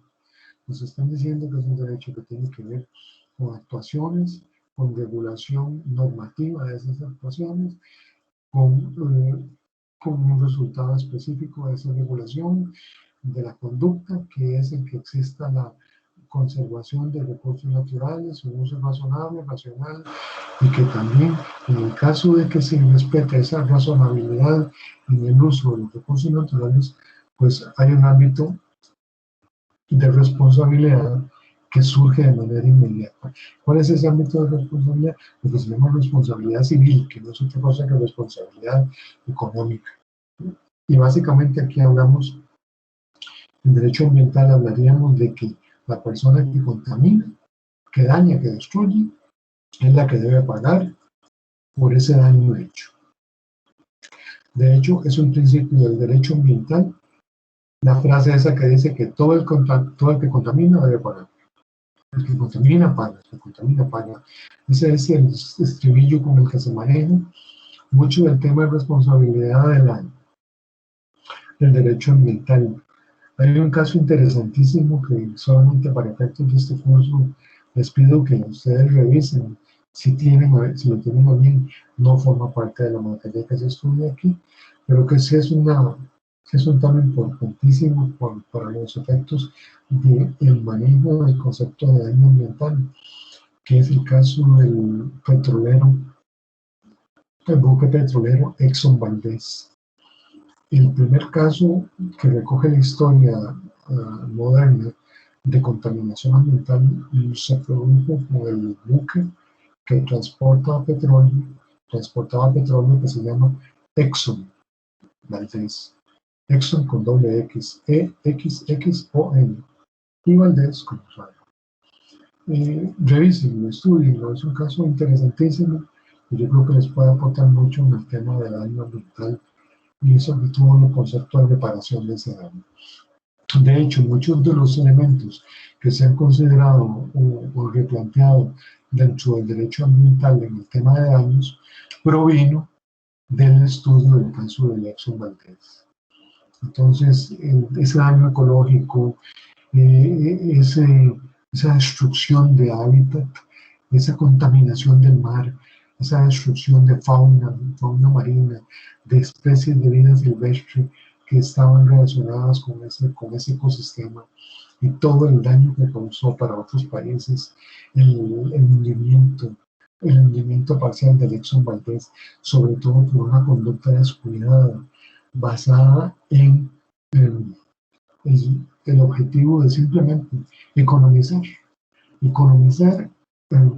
transporte de petróleo utilizando un navío que no tenía la capacidad suficiente para almacenar la cantidad total de crudo que se le depositó. No es que el Exxon fuera pequeñito, el Exxon era gigantesco, pero se le llenó, se quiso llenar las bodegas y los tanques de almacenamiento del Exxon con producto que estaba más allá de su capacidad. Eso provocó que en cierto momento de la travesía marítima colapsara. Estudien, analicen. Es un tema interesante. Podría serles útil para hoy y para nuestra sociedad. Nos hablan también de la evolución del derecho ambiental a partir de página 21, 22, y nos citan ahí 3 antecedentes, que es en la Conferencia de Estocolmo de 1972, la Cumbre de la Tierra de 1992 y el Protocolo de Kioto de 1997. Estos 3 antecedentes, básicamente sobre esos, habría que dar un curso por separado de cada uno de ellos. Vamos a hacer aquí, vamos a cometer un acto de falta de apego al contenido de lo que en la realidad es cada uno de estos antecedentes. Vamos a citarlo así muy brevemente para decirles que el primer antecedente normativo del derecho ambiental efectivamente es la conferencia de Estocolmo de 1972, porque fue la primera vez en la que la comunidad, los principales países de la comunidad mundial se reunieron para tratar de temas relacionados con el medio ambiente. Recordemos que en ese momento todavía estaba Estados Unidos en guerra contra Vietnam, no se había acabado la guerra, y en ese sentido hubo una serie de productos químicos y bioquímicos que se lanzaron al medio ambiente, y todo eso provocó un daño posterior. Es el análisis de ese daño que fue analizado en 1972, con una guerra que prácticamente empezó a finales de los años 60, provocó el hecho de que se tuviera que llegar a un replanteamiento de lo que era la actividad de guerra. Bueno, con esta conferencia de 1972 se pusieron algunos puntos bastante en claro, y todavía más aún con la Cumbre Mundial de Río de Janeiro de 1992. En Río de Janeiro de 1992 hay varios resultados específicos, hay varios resultados especiales. Yo no voy a entrar en ese detalle de describirlos cada uno de ellos, porque los autores no lo hacen, y esto es el tema que, tal y como se trata en el texto, es el respeto al texto es el que nos viene a dar la fidelidad de la información con la que se analiza la evaluación o se realiza la evaluación de ustedes. Yo quisiera decir mucho sobre esto, pero el texto no nos lo permite, y en todo caso, pues se los dejo a la libre voluntad de ustedes. Para aquella persona que tenga interés en que se me amplíe sobre esto, con mucho gusto, me informo de dudas o me contacta vía correo y ahí les respondo dándole más información. En todo caso, decirles, quiero decirles y enfatizar que efectivamente un segundo momento importante fue la cumbre del Río 92, porque en esa cumbre se analizó todo lo que fue la problemática universal del medio ambiente. Pero se vio también política, se vio educación, se vio cultura, se vio economía, se analizaron normas jurídicas, se subió legislación, se vio lo que es la parte sociológica del derecho, se vieron los factores políticos. En fin, Río 92 es el primer gran foro mundial en el que se sentaron los presidentes de los principales países, potencia económica del mundo, a conversar sobre estos temas. Hay una particularidad que para efectos históricos les quiero señalar. Hubo este foro de presidentes, que fue la cumbre, pero también hubo una cumbre paralela en ese mismo momento que organizaron las ONGs, organismos no gubernamentales. Y esos organismos no gubernamentales tuvieron su propia problemática. ¿Por qué? Porque en el foro de los presidentes se hablaba de las cosas estrictamente de carácter político, de las cosas, si se quiere, o de la problemática, digamos, o de la cosmetológica de la problemática política del medio ambiente. Pero ¿qué pasó en el foro paralelo que también dio origen, o tuvo su origen ahí en el 92? Que las ONGs empezaron a tratar el tema tal y como era. Ahí participó Greenpeace, ahí participaron organismos ambientales, participó también algunas organizaciones de la ONU, como la WWF, que mandó representantes. Entonces, fue un momento histórico muy rico, porque además de que los políticos se reunió el criterio técnico de las ONGs mundiales y se logró que estos presidentes que estaban aquí lograran escuchar los manifiestos que empezó a generar el foro de las ONGs a los presidentes. Entonces hubo una interacción ahí social e histórica muy interesante, un aporte importante de los organismos no gubernamentales que veían en carne propia y que vivían en su propio pellejo el problema de la problemática ambiental. Entonces, por así decirlo, el verdadero sabor con el que la problemática ambiental se tenía que despejar lo expresaron las ONGs en Río 92. Es un foro riquísimo. Si tienen la oportunidad de estudiar algo sobre eso, pues léanlo, porque ahí se produjo la Convención de Diversidad Biológica, la Convención de las Naciones Unidas sobre el Cambio Climático, se produjo la Declaración de Principios, se produjo la Declaración sin Fuerza Obligatoria sobre Selvas y también se produjo la Agenda 21.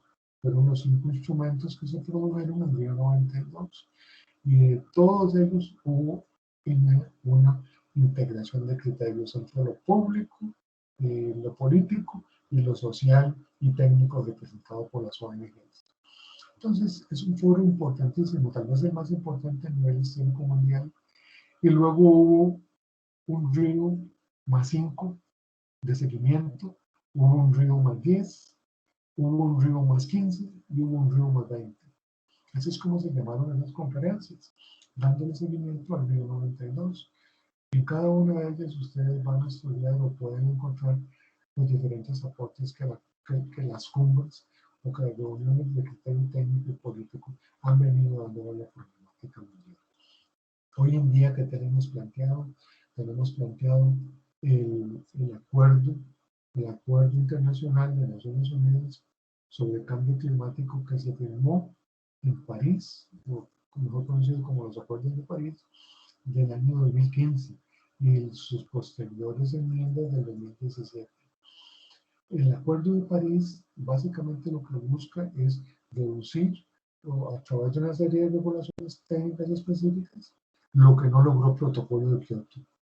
Porque el Protocolo de Kioto es una norma técnica que se deriva de la Convención de las Naciones Unidas sobre el Cambio Climático que se aprobó en 1992, buscando reducir, según el Protocolo de Kioto, suscrito en la ciudad de Kioto en 1997, que llegar a generar un nivel de contaminación mucho más bajo y lograr suprimir la emisión de gases con efecto invernadero a nivel mundial para lograr un manejo de estándares de contaminación sostenible para el medio ambiente. ¿Por qué? Porque básicamente cuando se habló del río, en Río 92, se habló de la problemática atmosférica, básicamente ya es porque habían resultados muy específicos sobre el tema de calentamiento global. Entonces, las fuentes o vectores emisores de contaminación eran los elementos humanos, dígase industria, dígase combustibles, dígase otras fuentes de producción de partículas de CO2 que liberadas en el ambiente lo que hacen es ir descomponiendo la estructura bioquímica que tiene la capa de ozono. Al destruirse la estructura bioquímica de la capa de ozono, ella se debilita, se abre y permite que los rayos ultravioleta y rayos infrarrojos del sol penetren de manera directa sin que haya ninguna posibilidad de filtro. Eso genera un calentamiento global en el planeta porque son rayos que no salen, que no se devuelven. Son rayos solares que no se devuelven hacia el espacio, sino que quedan almacenados en la biosfera, sobre la superficie del planeta, lo que provoca pues un calentamiento global y un deshielo progresivo de las zonas polares, el Ártico y el Antártico. Entonces, eso va a producir, perdón, a largo plazo, un efecto de aumento del nivel del mar, que también va a conllevar una serie de efectos que para quien esté interesado, con mucho gusto podemos ahondar en el tema. Eso no es parte de lo normal, y hasta aquí lo dejo planteado, nada más haciendo énfasis en que efectivamente, a pesar de que aquí se cita protocolo de Kioto, hay que decirlo, históricamente Kioto fue un buen intento, pero no se logró el objetivo, que era básicamente reducir las emisiones. Por eso se tuvo que llegar a Acuerdos de París del 2015 con un protocolo adicional que se va a suscribir en el 2030 para que se supone en el 2037 estar absolutamente dentro de un estándar de contaminación asimilable y aceptable para el planeta. Si eso no se logra, las consecuencias pueden ser catastróficas y por ahí va el asunto. Hay todo un tema de catástrofe que está implícito en este tema de cambio climático, calentamiento global. Bueno, ahí se los dejo planteados por si alguien lo quiere investigar. Si alguien quiere ahondar, pues con mucho gusto también. Luego de esto, nos hablamos básicamente con los autores de que existe ahí en página 25 los dos ámbitos del derecho ambiental.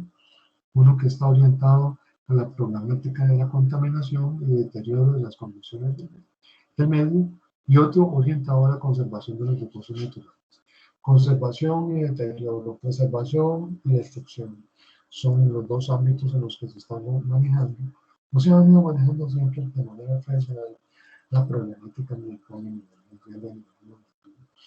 Hay normas que regulan la destrucción, hay normas que regulan la recuperación de los ecosistemas, hay normas que regulan la contaminación y otras que regulan la responsabilidad.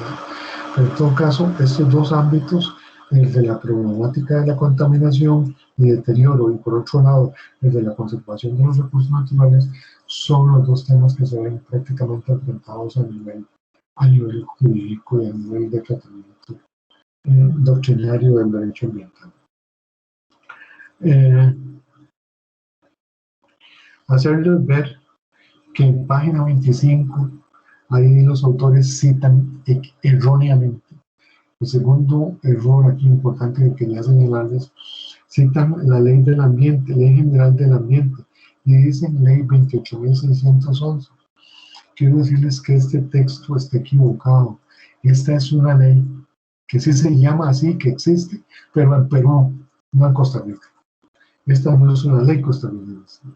Esta cita, los autores cometen el grave error de no hacer la referencia de que se trata de una legislación de otro país, que es Perú, y ellos la citan aquí de manera indistinta. Bueno, esta ley no es una ley costarricense. Solo quiero que tomen nota para los efectos de lo que no se confundan y que ustedes vayan a decir, mira, es que la ley 28.611, no, esa ley no existe en Costa Rica. No existe, es un error de los autores. Y es una norma peruana, no de Costa Rica. Así que no lo utilicen, por favor, en algún tipo de trabajo de labor profesional. Luego nos hablan de las tareas del derecho ambiental y nos dicen que son 3. Y esas tareas están ahí escritas en página 26, consagrar y definir el contenido jurídico del derecho a un ambiente adecuado para vivir. 2, definir qué acciones o relaciones son consideradas como generadoras de impactos negativos y significativos sobre el derecho a un ambiente adecuado y que requieren de la regulación legal del Estado.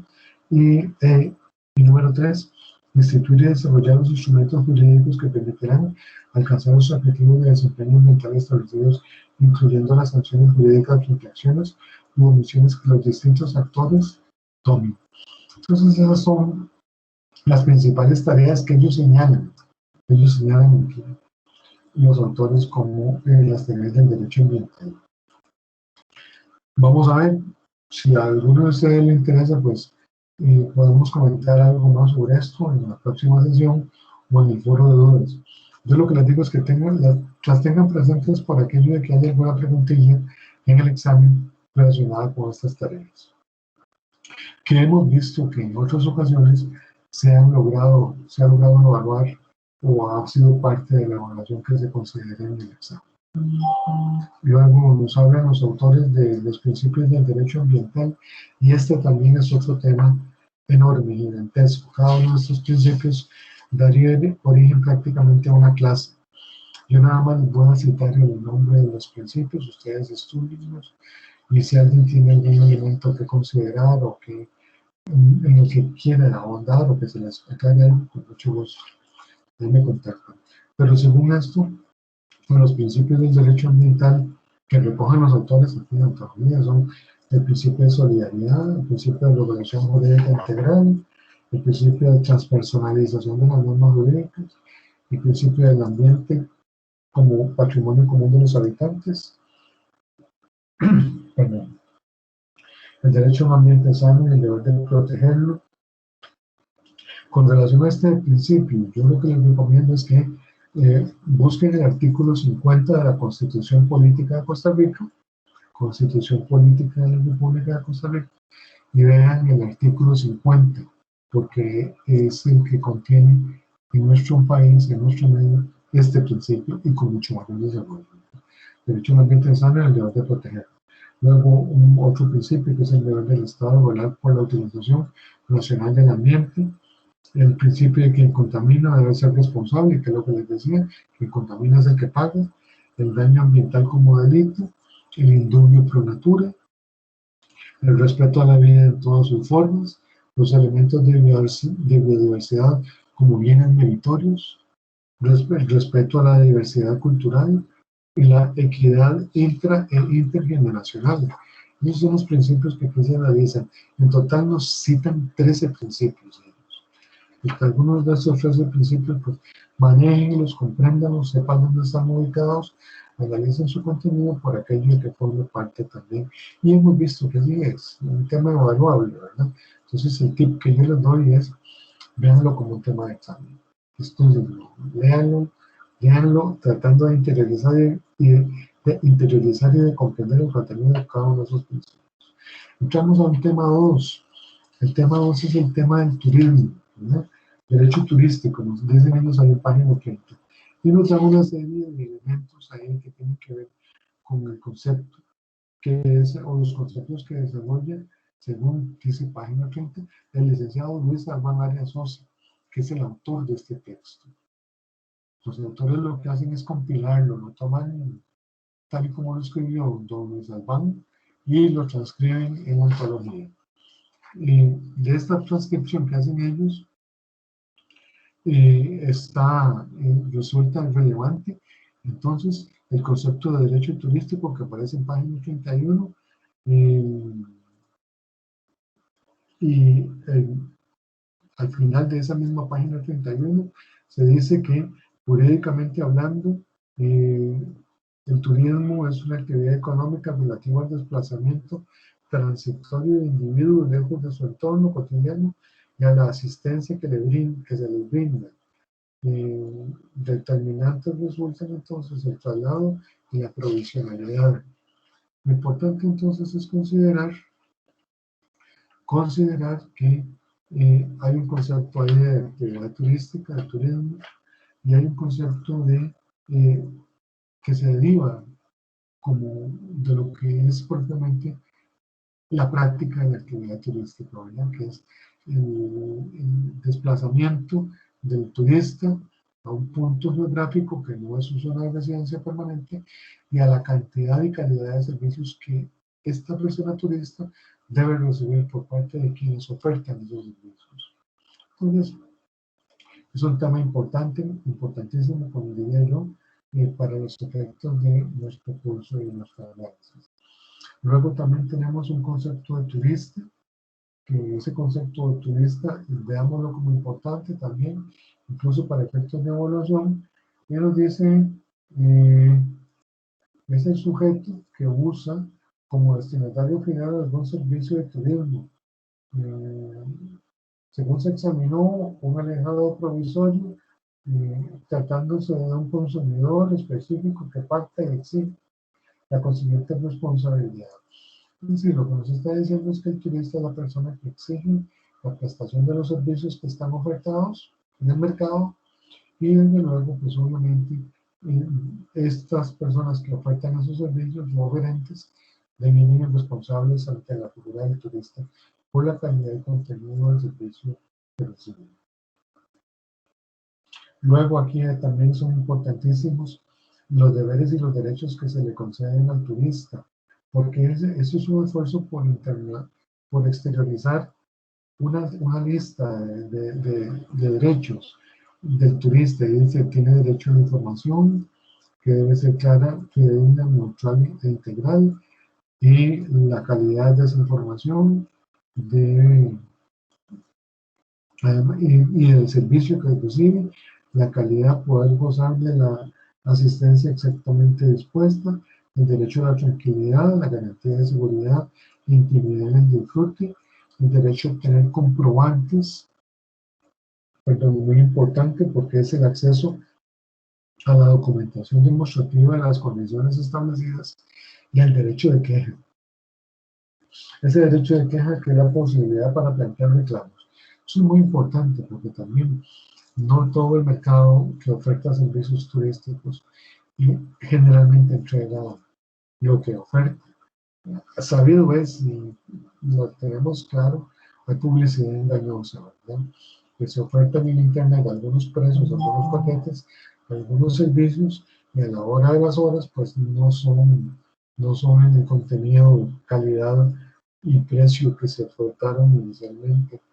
Aunque la mayor parte de oferentes son personas honestas, honradas, y mantienen dentro de su línea de productos esos precios y esas condiciones.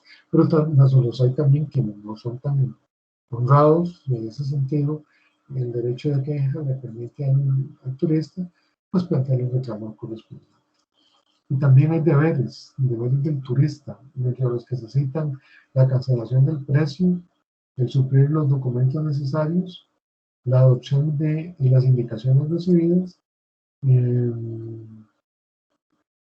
en ese sentido, pues entonces, vemos que también el turista no solamente tiene derechos, sino tiene una serie de obligaciones, deberes, que se derivan de su condición de turista u ocupante ocasional o temporal de un servicio de alojamiento en alguna de las zonas o en alguno de los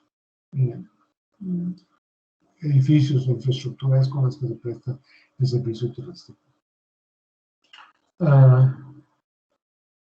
Luego hay un concepto de empresa turística, hay un concepto de actividad turística, hay una definición de contrato turístico. Aquí lo que vamos a ver, esto está en páginas 32 y 33, Es que la empresa turística es aquella que tiene una orientación o está orientada desde su creación a atender los servicios que el turista requiere, ¿verdad? Bajo el principio de libertad de empresa, y en este país eso está garantizado incluso en el ley constitucional, la libertad de empresa. Entonces eso es muy importante. La actividad turística como la actividad que está orientada a atender en cada uno de los segmentos que lo ocupa el servicio de atención al turista. Luego el contrato de turismo, que viene a ser el contrato que pacta el turista con el hospedero, con el hotelero o con la persona que le facilita la prestación de los servicios que requiere. Entonces, hablamos de que básicamente en este texto, en páginas 32 y 33, se nos suministra una serie de información relacionada con el lenguaje que hay que manejar para efectos del curso. Pues bien, yo, de cuenta mía, eh, creo que es lo que trataría por ahora de este primer tema. Si alguien tiene alguna duda, algo que comentar o aumentar o retroalimentar, podemos vernos en el foro de dudas o en el correo. Por ahorita, pues entonces, yo les agradezco muchísimo su atención y espero que nos podamos estar contactando. Por ahora, pues, ni más ni menos que muchísimas gracias